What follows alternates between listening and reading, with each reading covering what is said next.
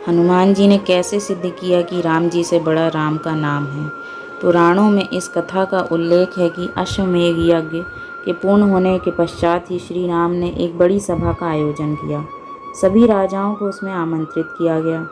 सभा में आए नारद जी के भड़काने पर एक राजा ने भरी सभा में ऋषि विश्वामित्र को छोड़कर सभी को प्रणाम किया।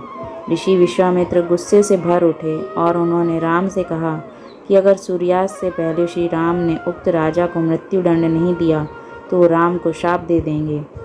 शाप के भयभीत होकर श्री राम ने उस राजा को सूर्यास्त से पहले मारने का प्रण ले लिया। श्री राम के प्रण की खबर पाते ही राजा भागा भागा हनुमान जी की माता अंजनी के पास गया और पूरी बात बताए बिना उनसे प्राण रक्षा का वचन मांगा। माता अंजनी ने हनुमान जी को राजा की जान बचाने का आदेश दिया। हनुमान जी ने श्री राम की कसम खाकर कहा कि कोई भी राजा का बाल भी बांका नहीं कर पाएगा। लेकिन जब राजा ने बताया कि श्री राम ने ही उन्हें मारने का प्रण किया है तो हनुमान जी धर्म संकट में फंस गए। हनुमान जी के सामने धर्म संकट खड़ा हो गया कि वो राजा के प्राण कैसे बचाएं।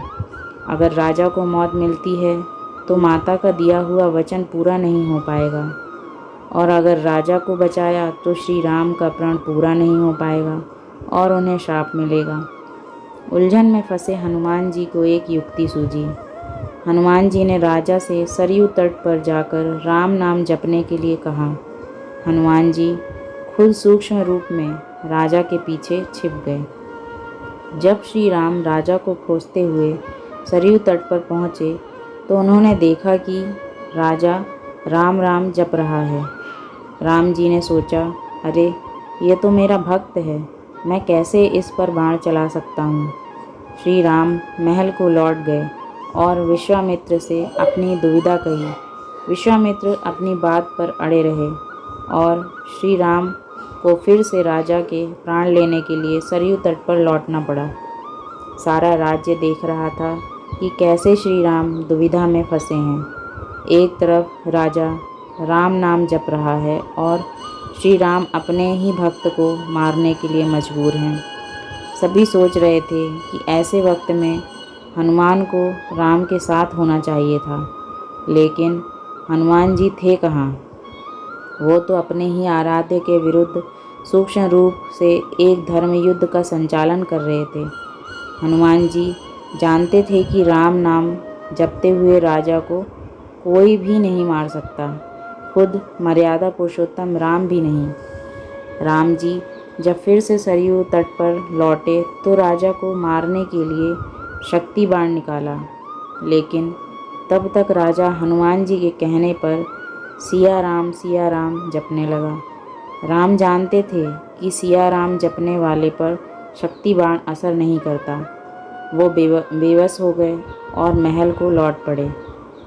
उधर विश्वामित्र उन्हें लौटा देखकर शाप देने को उतारू हो गए और राम को फिर सरयू तट पर जाना पड़ा।